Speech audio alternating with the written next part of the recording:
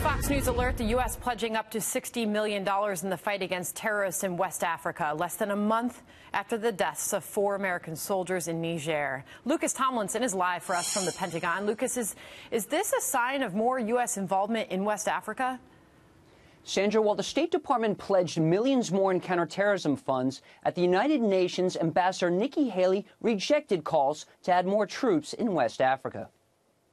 We have reservations about encumbering a large peacekeeping mission with tasks it would not traditionally perform. It continues to suffer from a lack of enabling equipment, and it expends most of its resources protecting and resupplying itself. The UN Security Council met to discuss the rising terrorist threat in West Africa following the deaths of 4 American soldiers. Yesterday, a top Democrat on the Senate Foreign Relations Committee warned against mission creep. I do not think the American people want the United States conducting a global, endless shadow war under the radar, covert, and beyond scrutiny. Defense Secretary Jim Mattis and Secretary of State Rex Tillerson appeared before that committee. Sandra? Lucas, did we learn anything new about the Niger ambush?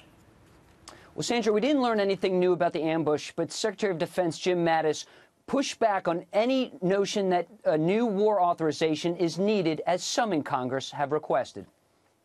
What we've seen is these groups come apart, go back together. They change their names as often as a rock and roll band.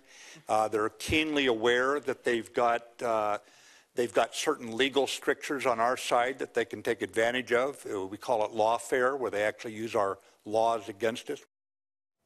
The U.S. military is still using the same 16-year-old war authorization to conduct attacks against terrorists following the 9/11 attacks. Sandra? Lucas Tomlinson from the Pentagon, thank you.